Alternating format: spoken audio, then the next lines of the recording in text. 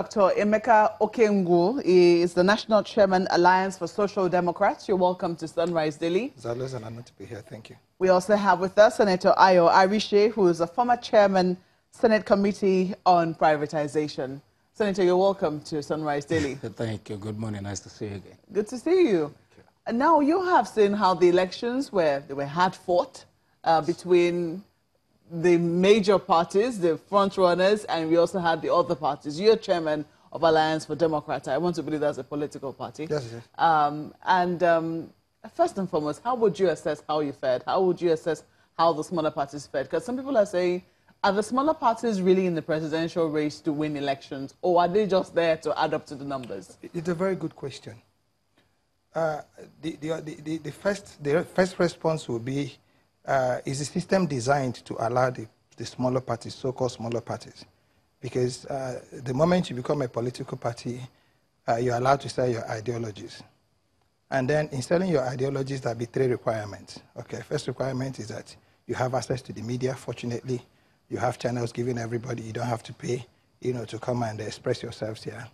Second is that you need to travel around the country to interface with the publics.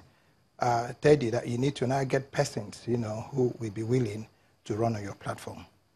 Now, it is now these persons who will be willing to run on your platform, and then what these persons are able to do vis-a-vis the persons they are contending with that actually now changes the equation. We had a presidential candidate, we had candidates all over the place.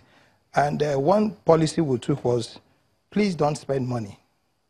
Okay? If you have to fail elections, let us be able to tell a message. Let's say we give you an alternative.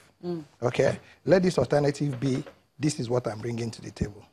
But again, somebody says to you, okay, I wouldn't spend money, but let's just do something very elementary. You have 120,000 polling booths in the country. You'll be needing a minimum of probably twice that amount of agents to be able to man those polling units.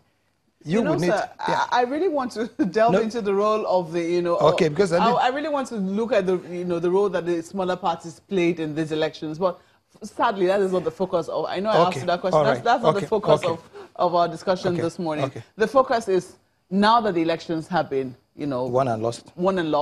How are we proceeding? And would you say that you're getting the right tone from the government in terms of reconciliation, in terms of uniting everybody and moving forward? Well, for me, I don't think the elections are won and lost. I think there's still one group is saying, no, we didn't lose. Yeah. Okay, so I think what it is, we're at the level where our legal systems will be put to test. And fortunately, in the president's speech, one of the major things he mentioned was the cardinal rule of law. Okay, that we're going to be. So where we are now is that politics is over, at least at the presidential elections level or National Assembly elections level. The next stage now is that people are going to, are considering or, contesting the results. And it's now in the purview of the law courts.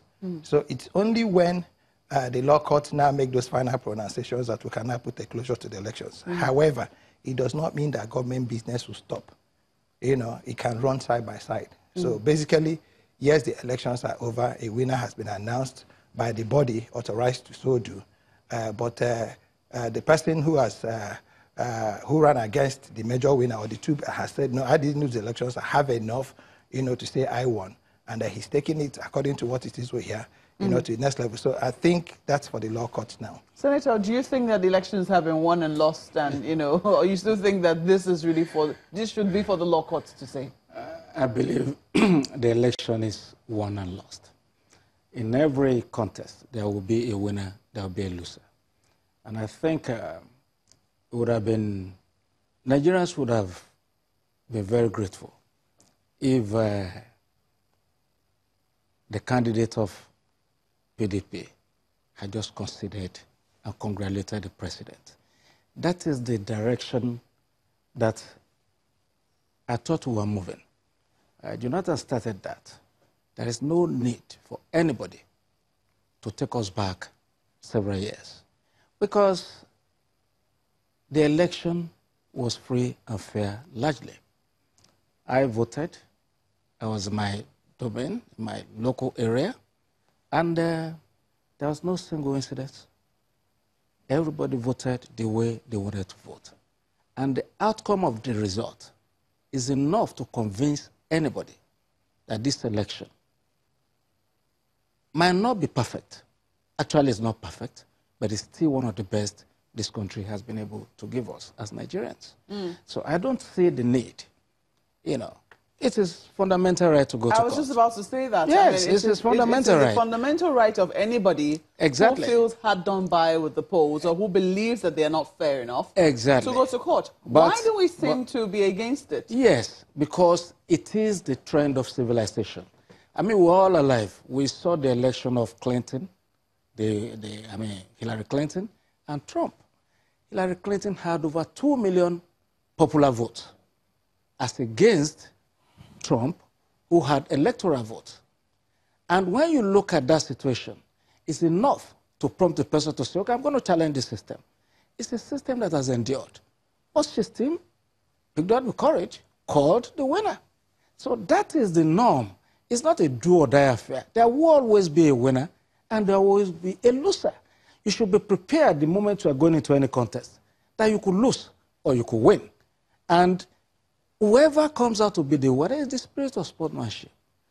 Reach out. What if you think you did not lose? What I mean, we've heard, for instance, some senators. I mean, that is focusing as just the presidential elections now. We have heard senators who say, "No, I did not lose. It was because my mandate was stolen. I'm going to go to court. When we go to court, it's going to be cleared out." What do you say to those people? Well, again, I had lost an election before, and the moment I had result from one of my stronghold, local government, I called my opponent. I told him, look, go and enjoy your 4 years. Contribute to Nigeria. I'm not going to court. And I said, congratulations. And it's the same guy that is coming back to the Senate now. So it shouldn't be that difficult because there's always another time. Although we can say maybe people might start wondering whether, hey, am I getting too old for this, for running another time? But it doesn't really matter. Once you contribute your quota, everybody wants to have a contribution to elevating where we are in this country, not to bring us down or back several years. You think you're going to court to bring us down? Oh, for me, I don't think. Take us back? For us, of course, the courts are there to adjudicate. That is the purpose of the court. And the lawyers are there to make money. And that's why we have lawyers. Do you agree with him that it's going to take us back? But of course. Nigerian, at least you on social media, there are videos of international observers who have come out not only to just make claims, but to call names. There are videos of electoral officers coming out to say that they were harassed and they were releasing results under duress. Videos. There are videos of people who were killed. You saw the little girl, I couldn't sleep that night when I saw her husband bending over her body. The youth couple with the 2 kids that died in River State, she was shot. You had videos of, couples who were in the bush wailing and crying. Hello. So we're not talking about perception here. I was there. I fielded a presidential candidate. We had agents all over the country. We had a little situation room. There were informations being bandering all over the place. These were real time. We are no longer in the country. And how would anybody be looking at the United States presidential system? If you understand the electoral college system, you understand that Clinton won fair and square.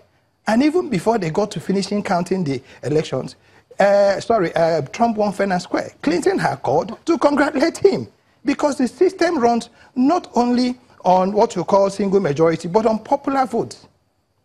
And the popular vote is what actually makes you, that's where the electoral college system works. So anybody who's comparing what happened in Nigeria, but like I said, the elections, INEC by law is empowered to announce a winner. INEC has empowered a winner. The law also now allows whoever thinks he didn't lose and who has enough facts to be able to go to court, to go to the legal system, to be able to seek redress. But there are people who fear the consequences. I mean, we don't know what the outcome would be. There are people who have come out to say this is only going to deepen the rift between both candidates. This could even make them feel even more bitter, assuming the court's rule against them, or if they rule in their favor, they're wondering what the effect will be on, say, the country, for instance. How do you think these things are going to play out? Let me tell you what this country owes General Buhari, or President Buhari. We owe him the fact that he said, I am going to take this case, each time I lose, to the highest court of the land. He went to the Supreme Court 3 times. And each time he went there, lessons were learned. Okay? Corrections were made. Innovations were introduced. So for whatever it is, if there's anybody who is going to be the hero of Nigeria's democracy, ultimately, it is President Muhammad Buhari. Not because he conceded, but because he refused to concede. Because he fought the mistakes he saw.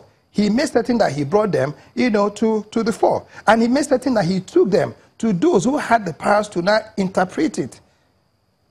So for each time he lost, what the government or the INEC learned was to, okay, this is how we did it. And because he kept going there, that's how come, the card reader was introduced. And which is why, he says that it was the introduction of a card reader that helped him to win election, in 2015. He keeps saying it. Okay?